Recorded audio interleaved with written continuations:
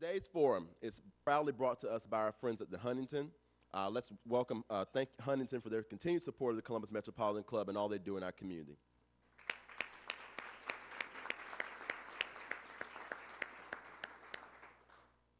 And let's get ready to move into our program. Detailed information about both of our speakers and moderator are in your forum flyers. I'm going to give you a couple brief introductions. And he told me before I got up here, he said, don't read all that stuff in the forum flyer.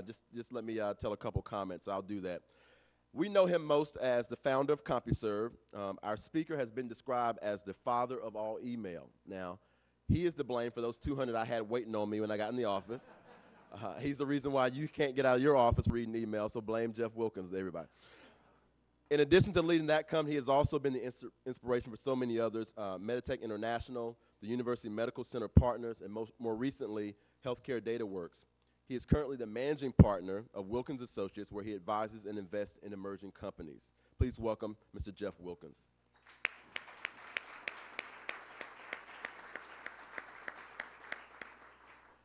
And serving as our interviewer today, we all know him and respect his work in the community. He is president and publisher of Columbus Business First.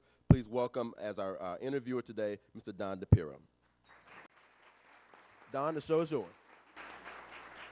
Thanks everyone for being here. Jeff will jump right in. Now, you're a native of South Dakota this morning. It seems like a South Dakota morning. What brought you to Columbus? Well, it's a long story. I'll try and do it in a short fashion. But first, I want to thank everybody. I see so many friends out here I haven't seen for a long time who've come to hear this today, and I want to thank them all for coming. It means a great deal to me. And our newest member, Andy Thomas, my son-in-law, for joining. There's a lot of ways to come to the Columbus Metropolitan Club, but one way is to join. So thanks, Andy. But I want to first say it's a real privilege to do this. We're going to talk about some things that happened quite a long time ago. And I had to do a little bit of checking to be sure I had my facts right, and if I'm still off in a little bit, some of you in the audience can correct me. But to answer your question, as you mentioned, I did grow up in South Dakota. I ended up at the University of Arizona as an engineering student, stayed there for a master's degree. I was very fortunate right after I got to Arizona to meet my beautiful wife, Julie, who's sitting up here front, and we had a wonderful career at Arizona. I was an electrical engineer with a bachelor's degree, working on my master's.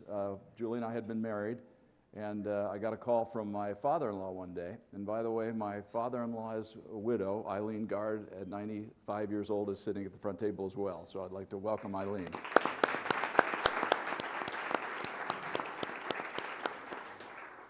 So I got a call from my father-in-law, who I didn't really know all that well. We'd met at the wedding and a few times before, but he said, I've started this insurance company in Columbus, and we believe we need some help with our data processing strategy. I know you're an electrical engineer, you must know something about computers. I did, but they were analog computers, not digital computers.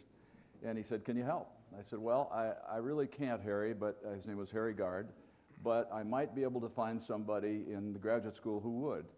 So I looked around a bit, and I settled on a gentleman by the name of Alexander Trevor, Sandy Trevor, who had just come to Arizona as a graduate student. He'd come from Yale, and he was very bright and very ambitious and wanted to start a business. And so I planned to bring him back to Columbus and introduce him to my father-in-law.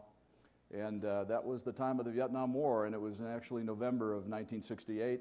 And he was drafted right out of graduate school. They didn't even let him finish the semester, and he was sent to Vietnam. So I was without a candidate and was at the student union one day talking to a table of guys, and one of the fellows was a PhD just about to finish and said, you know, I might be interested in that. So I brought a gentleman by the name of John Goltz back to Columbus in actually it was February of about 1969, introduced him to my father-in-law and said, if you guys need any help in the future recruiting, let me know and I'll help you. 8 months later, I got another call from my father-in-law. Harry called and said, we're going to be at the Fall Joint Computer Conference in Las Vegas, and we're thinking about doing something a little different than we planned with the life insurance data processing system. Could you join us and help us do a little recruiting? Little did I know the purpose of that was to recruit me. So I went or maybe get his daughter back to Columbus, you think? You know, I'm so fast, I didn't understand that till 5 years after. But so I went to the computer Maybe conference. he knew you better than he thought. Oh, he was a brilliant gentleman. He knew people better than anybody I've ever known. I learned so much from him. So we're having dinner one night, and Harry and John said, we've decided that instead of just doing life insurance data processing, we're going to sell our services to others. We're going to buy a much bigger computer. And oh, by the way, we have $1 million to invest in this business. Well, I was 24 years old at the time, 25, and I was struggling to make payroll in my little 9-person burglar alarm company I'd started in graduate school, and I said, $1 million, 9 people can't make payroll. How tough a decision is this?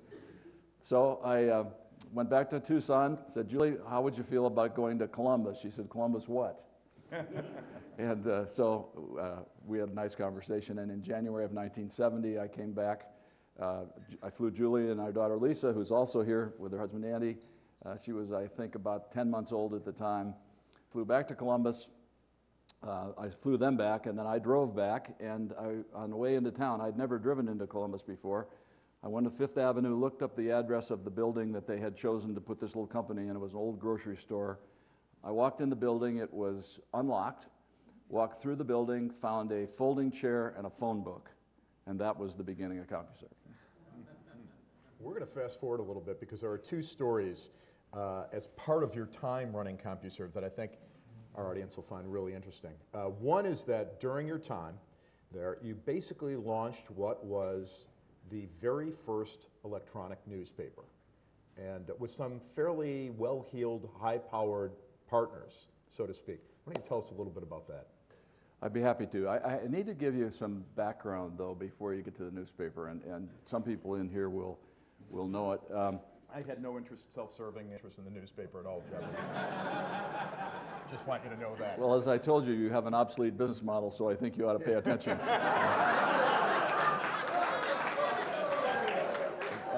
But truth, Jeff, you got $1 million to invest in a business for me? truth be known, Don, I've got 2 in college. Don already understands what the model needs to be, so I think Business First is way out in front of everybody else in knowing where it's all going. So I'm not worried about you. Well. Not worried about you. But I lost my Well, it's a whole relative term there. train of thought. But anyway, let me go back very quickly. Not too much background. We need to. All right. As you know, it was a time-sharing business, started in 1970. By 1978, I was very aware of personal computers and felt that there might be a possibility of involving them some way in our business. We had large mainframe computers that were very expensive, that were used from 8 in the morning till 5, and they sat there all night long. And I was trying to figure out a way to use that asset and get additional revenue from it. And I saw these personal computers and thought, might be something there. So we had begun this information service. We called it initially Micronet. Turns out it wasn't trademarkable, so we backed off and called it the CompuServe Information Service. We started it initially by offering just some of the services that we offered to our commercial customers, things like stock market databases and email. We'll get to email, I think, a little later, and some other kinds of things. But in any event, we were looking for ways to add value to the owners of these personal computers that could connect to our service at night. And I'd always believed that. Well, I should back up really quick. I developed a scenario for how to pick what sorts of things we wanted to offer on this service, and it came down to it needed to educate, entertain, save time, or save money. If it did those 4 things, it would be a home run. If it did 2, we might think about them. If it did 3, we know it would be successful. But I always had my eye on news, and I thought it would really be great if we could find a way to get a news feed into the information service. So naturally, I went to the Columbus Dispatch, talked to some folks, and said, would you be willing to give us a news feed? And they said they would. And so we built a test product. I then thought, well, who offers the best news in the country? And 2 words popped up: Associated Press, United Press International. So I knew AP was bigger than UPI, so I picked up the phone book, found where AP was in New York, called AP and said, I'm from Columbus, Ohio. I want to talk about putting a news feed on an information service. They didn't even know what an information service was.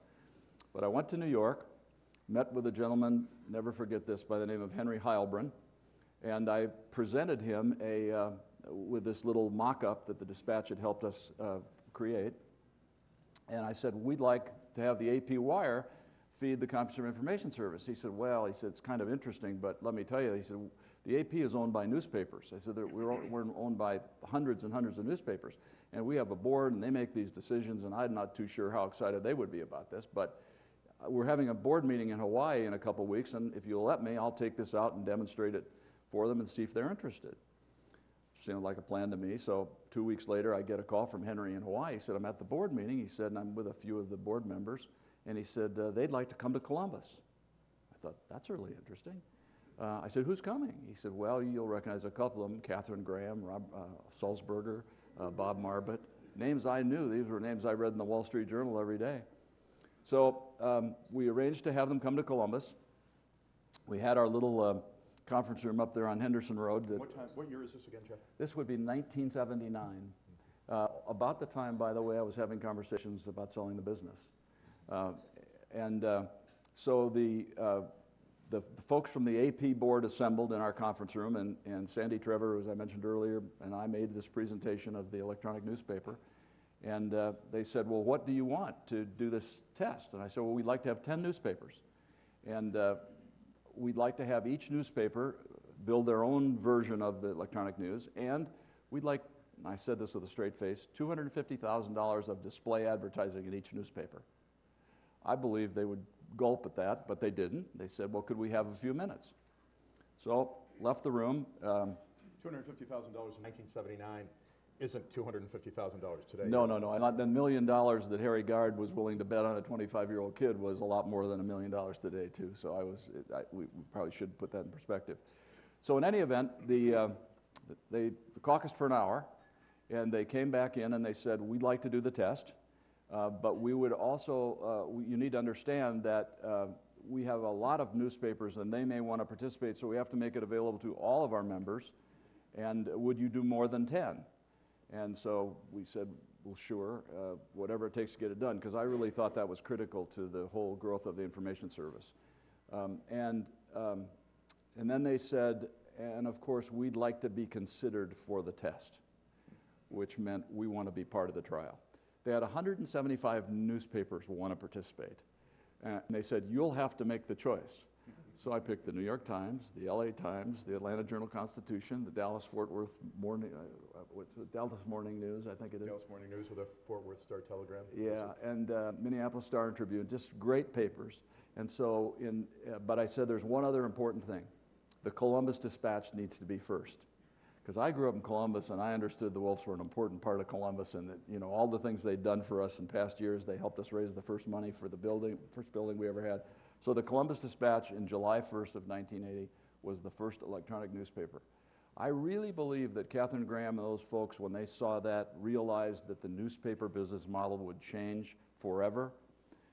I think it took 35 or 40 years, but I think it's now very obvious that classified advertising, which was about 75% of their revenue at the time, is essentially moved away, most of it. Display advertising, we all shop on the web, but the next generations, they're very web savvy. So that was my... And those were some of the first newspapers to really dive into digital electronic publishing, and they still are. Yes. And that was really the genesis for what has become digital publishing today. That is exactly right. Which is really intriguing. Started right here in Columbus. And the second story was, and you mentioned it again, was a huge business partnership that was planned with CompuServe. And I think this was not long after you had sold to H&R Block. But the plan kind of got hijacked close to the deadline. Yeah, I mean, if you think about it, it's one thing to have content and to build a brand. The advertising was very helpful, but you also need distribution. And those of you that were savvy about computers in those days know that it was very low speed.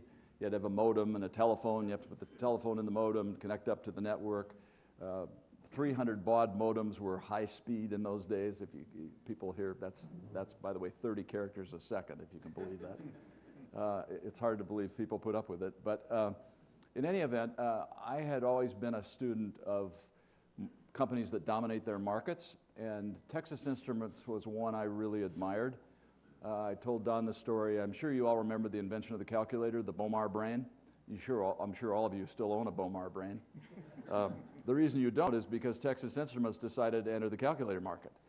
TI's strategy was always to when they saw a market they wanted to dominate, they would look at what their cost of production would be out a couple of years. They would price their product as if that was their true production cost at the moment, and they would dominate the market, drive everybody else out. Well, at about the time this was all going on, they came out with a new terminal. It was a thermal printer portable unit that I thought was the best thing that was out there at the moment. And so I had negotiated a deal with TI to distribute our service. By distribute, I mean we'd put a snap pack, which was a password and a user number, in with each device, and so when the customer bought the device, they could log on to CompuServe. And I had negotiated this agreement. I really didn't like it. They were bullies, to say the least, but I couldn't see any other way around it, and so I remember finishing a negotiation one Friday night at midnight and going up to bed, and Julie said, "How'd it go?" And I said, "I just don't feel good about this, but it's our best chance, I think." And so I planned a trip to Lubbock to sign the deal, where this group was headquartered. And at the same time this was going on, one of our other groups in the company had met a company called Tandy Corporation, or Radio Shack, in Fort Worth. And they'd had some conversations and told them a little bit about the information service, and they said, "Well, why don't you have Mr. Wilkins stop by on his way to Lubbock?" So I agreed to do that, and when I got to Fort Worth and I was ushered up to this executive suite on the top floor, which had ceilings that were probably half again as tall as this, and glass windows, and this incredible palace of a place. And I walked in, they said, "We're not going to meet with the fellow we had lined up. You're going to meet with John Roach, who's the executive vice president." And so I met the gentleman, and he said, "Let's go to the whiteboard, son, and talk about what you're doing." And so he said, "Tell me what your strategy is." So I kind of mapped out, content and distribution, and I was working on the newspaper deal at the time, didn't have it nailed yet, but he said, "Well, let me tell you, we're about to introduce a new product called the TRS-80, the Trash 80, for those of you affectionately remember. And we're going to sell a lot of these, son." And he said, "If you'll do a deal with me instead of those guys at TI, we'll all be in tall cotton." I did not go to Lubbock. Did a deal with Radio Shack. They paid us for the snap packs, $5 a piece. TI was going to make us pay for them, and in the end, Radio Shack dominated. We had, I forget, 6,000 stores that were distributing these snap packs. And basically, the combination of the snap packs, the TRS-80, and then very quickly Apple thereafter, the content from the newspapers, and then right after that we did the electronic mall, which we introduced electronic shopping. All of those things combined, and so if you talk about second order curves, this thing just took off. So this original investment of $1 million led to this incredible company, CompuServe, and just blossoming, and you're doing these deals all over the country with huge partners. What led you, and I want to say this respectfully, so I see Mike Voinovich, I know there are a lot of accountants in the audience today. What led you to sell this emerging, flourishing technology company to H&R Block? A bunch of accountants. Needed money. By 1979, I was getting 3 or 4 calls a week. There were from people that wanted to buy the business. There were roll-ups going on in the time-sharing business. By the way, I want to tell you about time-sharing. Have you all heard about cloud computing? That's time-sharing. That's the new name. The difference is the machines are faster, the networks are faster, the storage is cheaper. It's time-sharing. But time-sharing companies in those days, and there were a bunch of them, and we were probably in the top 10 maybe before the information service took off. Time-sharing companies were going through a roll-up phase. Bob Waller knows about this. He likes to roll things up, and these guys were rolling up time-sharing companies. And so I figured out we had to have some strategy to figure out who we were going to partner with, because we needed capital. It wasn't available to us in the form of debt. The stock price wasn't very exciting. We'd have to give up too much of the company. So we came up with a screening criteria, and it went something like this. We wanted somebody that wasn't in our business, because we wanted to still run our business. We wanted somebody that had lots of capital, because I knew we needed capital to grow this. I was really looking for somebody that, as the team grew inside CompuServe, there'd be an ability for them to grow into the next level of management in the parent company.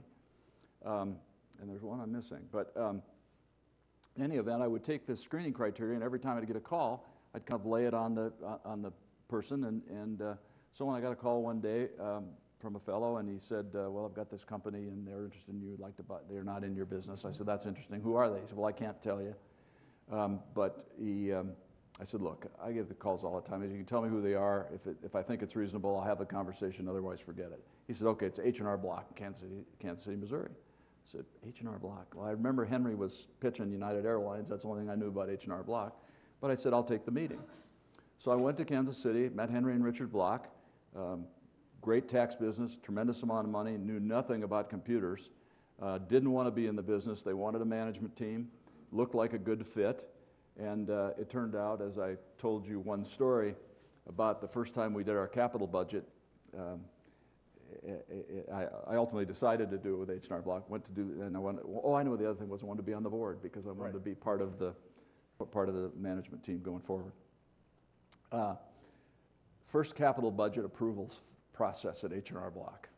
I prepared for weeks to get ready for this because I needed $4 million, and we'd never spent more than $1 million in a year. But I could see the need to radically expand the business. So I went to the meeting. They said, okay, Jeff, your turn. What are you going to do? And I said, well, here's my capital budget. I need about $4 million to do this. The guy goes, move for approval. Somebody else says second. All in favor? Aye. I never even got to present the budget. So I said, obviously I made a good choice with the screening criteria. And to be honest with you folks, it was a great match. I mean, they were a great partner. It wasn't great for me eventually. I got very bored with it, and there's lots more to that story, which we won't cover today, but they were a great partner, and so that was the story. And not only were they a great partner, it turned out to be quite an investment for H&R Block. They paid you, your father-in-law, about $21 million, roughly? Yeah, plus some incentive plans that were outside of that, but and then yes. They sold the company for? $1.2 billion. To WorldCom. To WorldCom, which then split it up and sold a piece of it to AOL, and the network services they kept, and then WorldCom became MCI, then became Verizon, and actually the network services part of the company was still being used as little as a year ago. When you turn a $21 million investment into $1.4 billion, it makes that $4 million capital request look like a pretty small investment comparatively. It does. Yeah, absolutely. And you were even led you to be honored at the White House. Not long after another that. story, and I know the group likes to hear stories. I think you'll have some fun with this one. First of all, I have to tell you, one of the things we did that was really important along the way, we believed that the company needed to participate in the community, give back. You asked me when we talked earlier, there were some people who were heavily influential in my life. Mel Schottenstein was one, Jack Havens was one. There's just a bunch of guys who... You mentioned, we all know Mel Schottenstein, one of the founders of what now is MI Homes, of course, and Bobby's now the chairman. And actually... Jack Havens. Maybe I ought to segue a little bit further back from that. One of the things that helped me a lot in my early days was an organization called the Young Presidents Organization. I was approached in 1973, I guess, by Paul Worth, who Paul Worth did our corporate communications, and he said, Jeff, there's a group in town called the Young Presidents Organization. These are presidents of sizable companies that are growing, and they get together to exchange ideas and have education, and he says, I think you'd be a good fit with them. And so he introduced me to this group, and I was very pleased to be asked. I was quite intimidated, actually. Had lunch here at the athletic club, and they were all a lot older. They were probably, that time I was maybe 26 or 27. They were probably in their mid to late 30s, but very successful guys. Butch O'Neill was one I remember, but Bud Lukart was involved heavily, a bunch of guys. Mention the companies when you mention, for the benefit of those who don't know. Butch O'Neill. Well, that's a good question. Butch in those days was in the 7-Up business, wasn't he? It was a bottler. Yeah, bottler soft drink bottler. Right.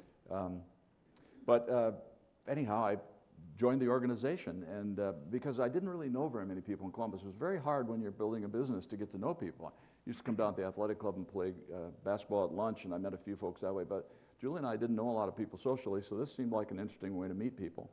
But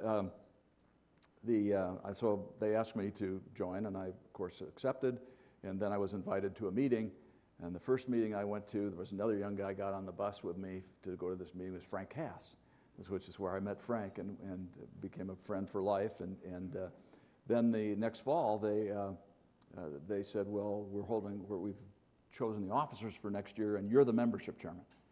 So I thought, well, let's see, I've been Welcome in to it. the club. I've been in it a year, and I'm now the membership chairman. Well, I figured out. This took me 5 years to figure out too, but they wanted me to find the peer group.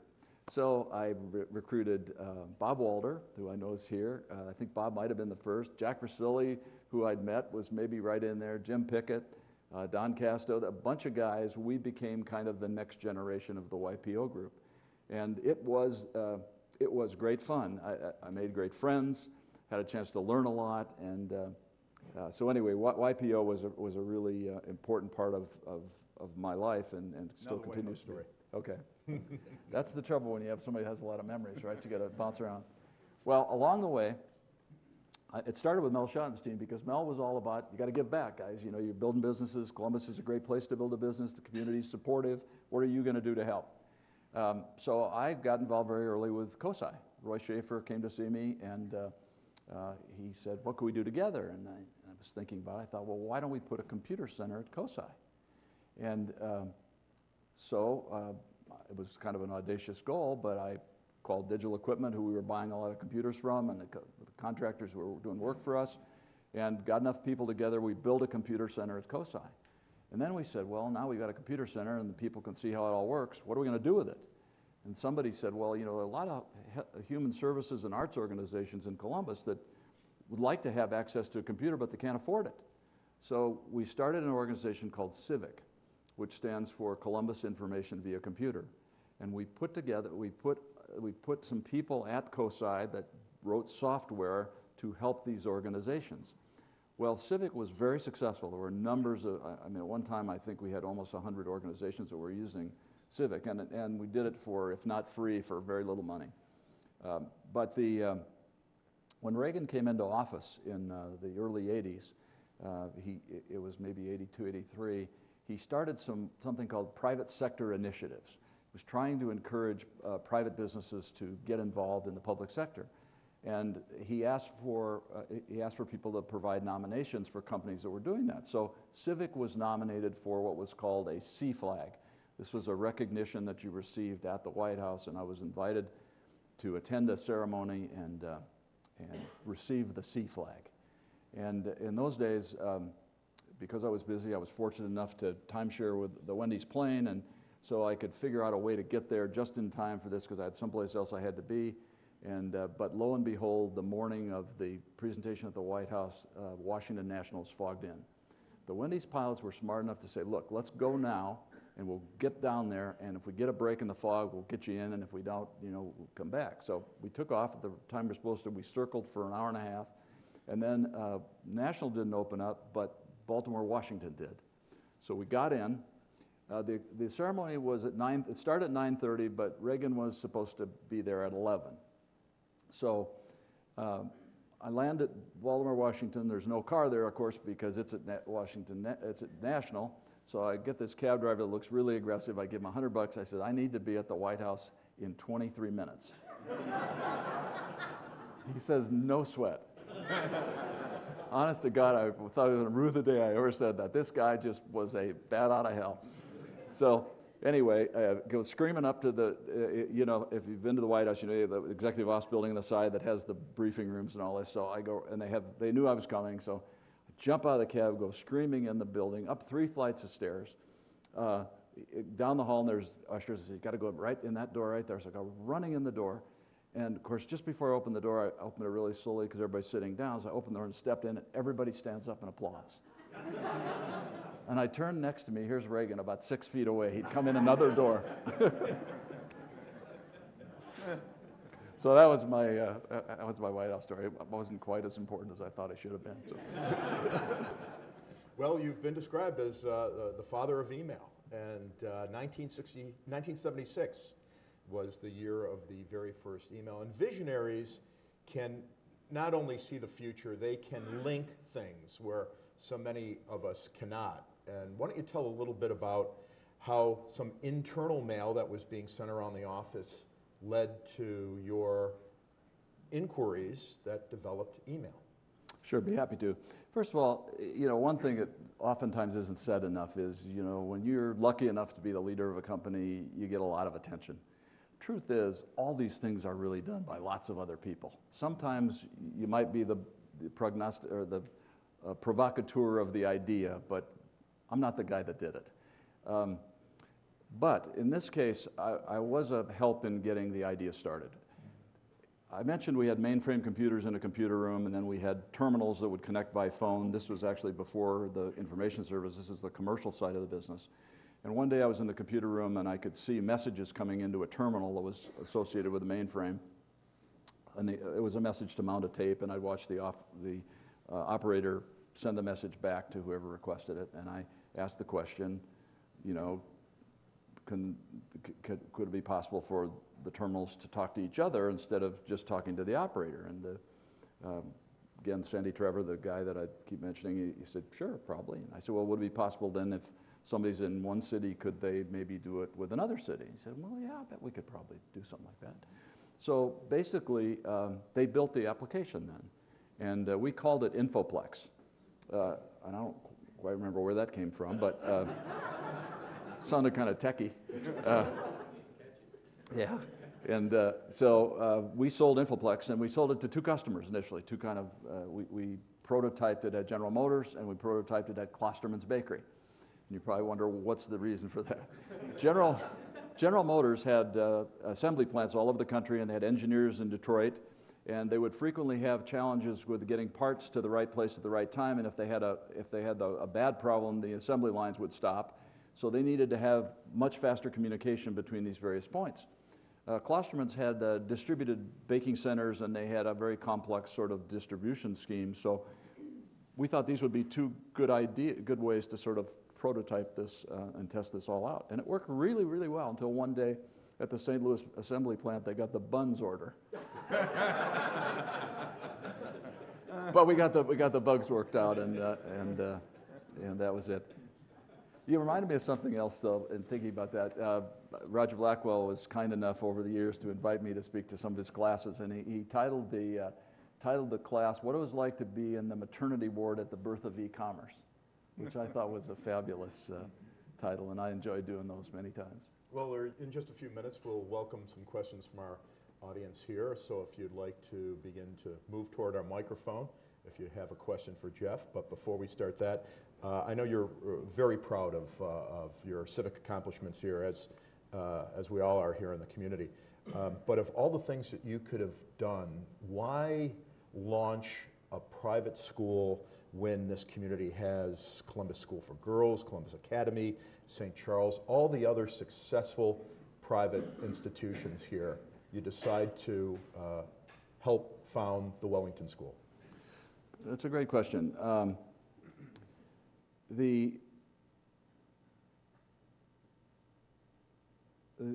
I asked my son one time who couldn't be here today, unfortunately. I asked him, Jeffrey, what is it that why do you think I do the things I do?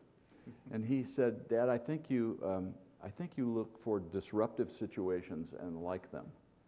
And so when Ken Ackerman came up with the idea to start the Wellington School and approached me with it, and he said, let's get Jack Rosilli involved, and so the three of us really talked through the idea initially and got some other people.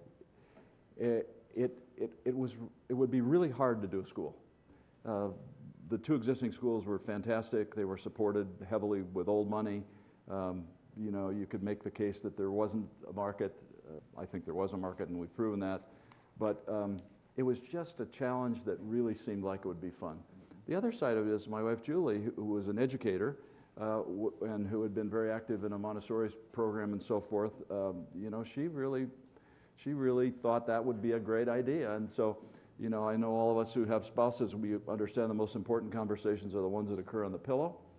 And so we had lots of conversations about the idea of Wellington, and it just seemed like a great idea.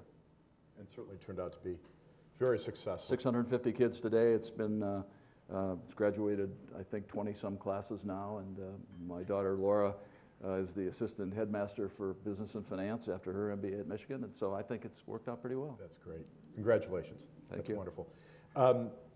Where do your ideas percolate from? I mean, what prompts you to think the way you do, in the patterns you do? You're connectivity, if you will. Where do you think that comes from? Well, I'm very curious. And when I see things that I'm curious about, I often ask myself why. But I'm probably more curious about, instead of why now, I'm kind of more interested in why not. Sort of like, what could it possibly be? I always had a hard time figuring out what I used to determine where opportunities were. I met a gentleman by the name of Ben Maiden at Battelle about 10, 11 years ago. I was doing some consulting there, and he mentioned a term to me one day. It was called high-value unmet need. High-value unmet need. Right. Okay. And I've always used that as the key screening criteria for anything. Is it worth doing? Meaning it's an unmet need, and what's the value level? So I think I look at things with curiosity. I think about why. I think about, what could they be? And I think I thrive on challenge. So maybe that's why. Now, by the way, it doesn't always work out. No entrepreneur has ever batted 1,000, I don't think. Well, I'm just hoping for 501. Yeah, there we go. We'll take that. We'll take that. Any questions from our audience? Would anyone like to start us off? Go right ahead.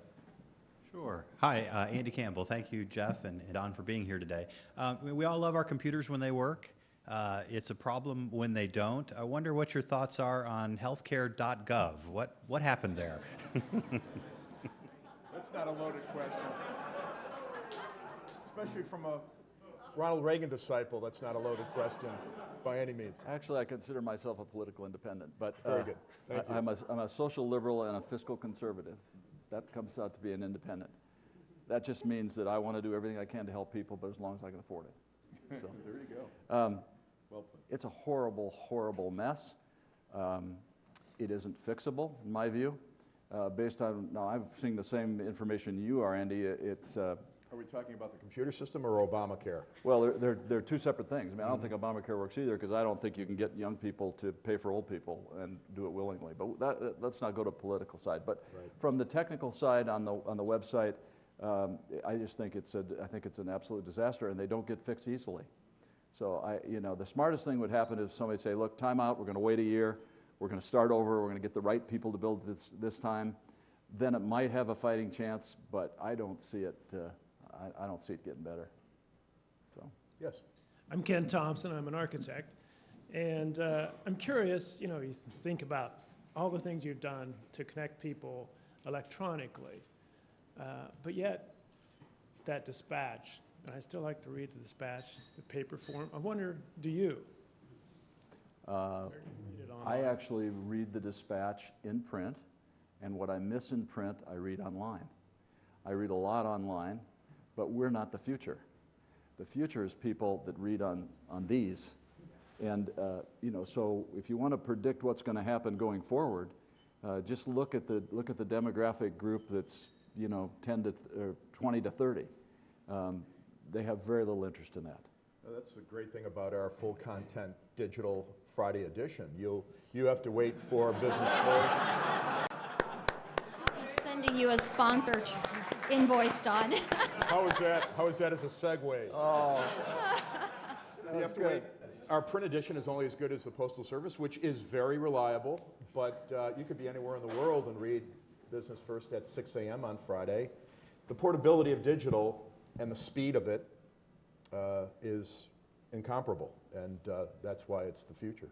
There's no doubt. No doubt. Thank you. Jane. Thank you, Jeff. Perfect example of why we're doing the Leadership Legacy series, to find out the stories of the companies that started here. All of us have defining moments that are indelible in our minds, that something happened, someone said something, you thought something that changed the trajectory. Tell us about a few of your defining moments. well, that's a really, really good one. I've had many at different times. I think some of them had to do with my father-in-law, Harry Gard. He was, I didn't realize until many years later that betting on somebody my age to try to do things was such a big bet. You know, it just seemed natural to me. But if somebody came to me today and said, would you write a check for probably in today's dollars, $8 or $9 million on somebody 25 years old that you've met 5 times? I don't think I'd do it. But he was... Jeff, you were married to his daughter.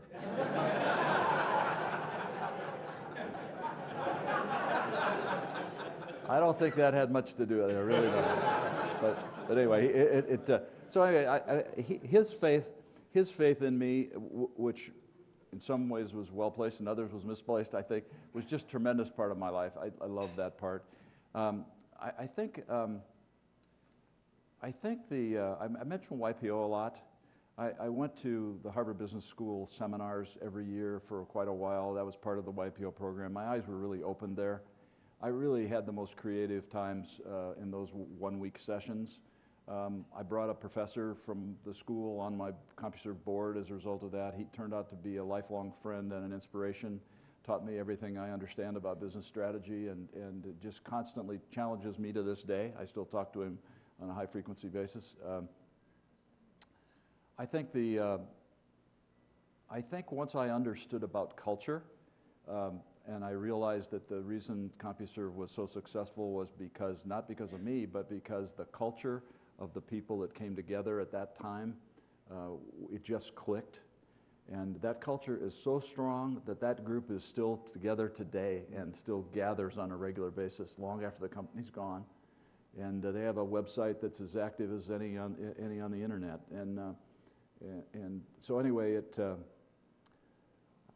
I'm not sure I answered your question, but I think it just happens frequently. Maybe that's the only way I can. Jeff, you were the first speaker of our Fast 50, which is now 18 years old. I came here in January of '96, and my first day at my staff meeting said we're going to take a page from Inc. magazine and celebrate the 50 fastest growing privately held companies. And our sponsors said Jeff Wilkins has to be the inaugural keynote. And that day you challenged the CEOs of those 50 fast growth companies, maybe taking a page from YPO, to launch advisory boards. You said I've been where you've been, you barely have time to do any long range planning for your business, save any short range planning, and within a year and a half we created the advisory board Exchange of Business First, and it's still going strong. I've got about 6 underwriters, and we create 2, 3, 4-person advisory boards for privately held emerging growth companies. So Jeff was also the father, if you will, of the Business First Advisory Board Exchange, and we really appreciate it. We have helped a lot of companies over those 18 years. Well, I'm very, very happy to have played a small part. That's great. Carrie. I'm Carrie Ghosh at Business First. Don is my boss. And I wonder if you could talk a little bit about She said that with a smile on her face. That's a good thing. He's a very good boss.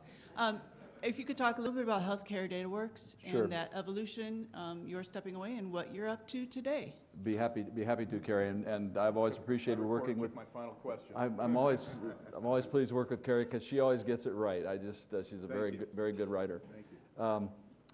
Yes, for the last 4 years up until July, I spent a lot of time working on a spin-out from Ohio State called Healthcare DataWorks. My role there was to actually serve initially as the chairman and sort of the house father, if you will, of a group of people that came out of the university. I raised capital for them, actually completed a capital raise last May of $5 million, and I actually took the interim CEO role for a while until the company got to the point where the technical people that ought to run that business are now running it, and I stepped aside there in July. So I still am a substantial stockholder and quite interested and stayed in close touch with the business, but it's a very interesting company. I believe it's going to be very, very successful, and I'm very hopeful that I benefit from that.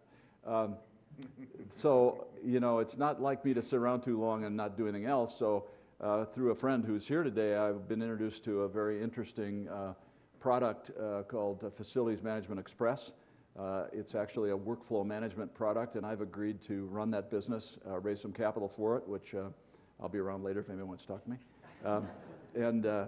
We're going to scale that business. It's a really neat product for commercial property developers and schools, and I can see about 10 other markets that it has applicability in as well. You might visit your old friend Frank Cass with this one? Frank's on my list. There's a bunch of guys, yeah, actually. That's great. Roger. Yes, Columbus is the maternity ward of e-commerce, as well as the first ATM and electronic funds transfer and all kinds of things, interactive television. The first copy machine was It's, developed here, too. it is the Silicon Valley of the Midwest.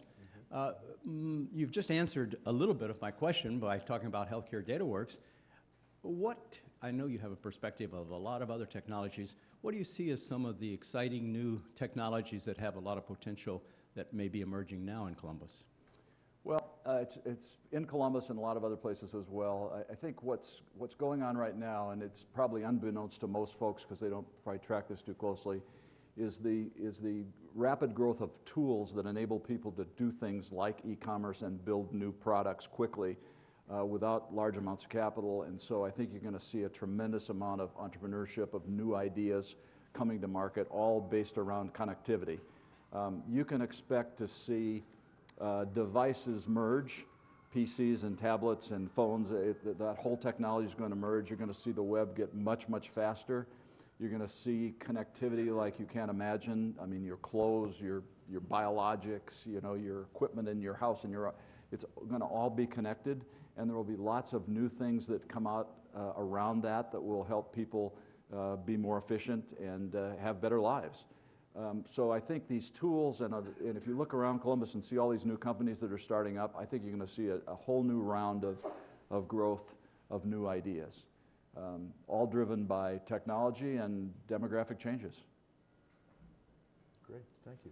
You know, we talked a little bit about predicting the economic future, and you have your own method by using technology and demographics, and we might have a minute or two. Maybe you can explain that a little bit on how you kind of predict the economy. Well, it's a little bit like what I said. I mean, if you want to predict the future, you want to watch a few things. I mean, one of them is watch the technology because that's going to have impact on it. But the most important thing to watch really is what's the behavior of the demographic groups.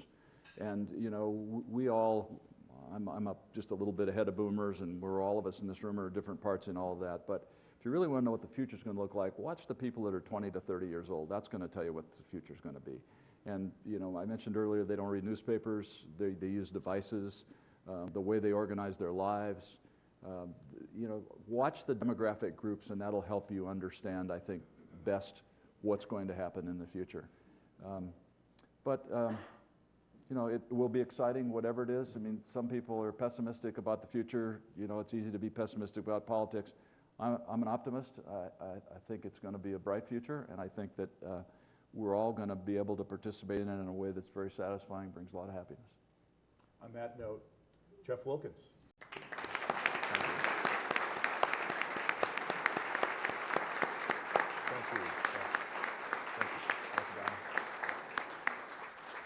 Wow, what a treat. Jeff, thank you so much for that insight. Certainly as an entrepreneur and a member of this community, you've done so much and led in so many ways. So we thank you again for your being here at the Columbus Metropolitan Club. If you want to be added to our email blast, we want you to stay connected to the club. If you would take a business card, place it inside of your name badge as you return those at the end. We do try to recycle, but we'll make sure you get it connected to the Columbus Metropolitan Club and are a part of our family going forward from today. And then be sure to join us next week. I talked about the forum already, but we'd love to have you anytime that our doors are open. You are certainly welcome. One more special thanks to our sponsor at the Huntington, so you'll give them one last round of applause. And for our speakers, Mr. Jeff Wilkins and Mr. Don DePiero. Thank you so much again. Have a great afternoon.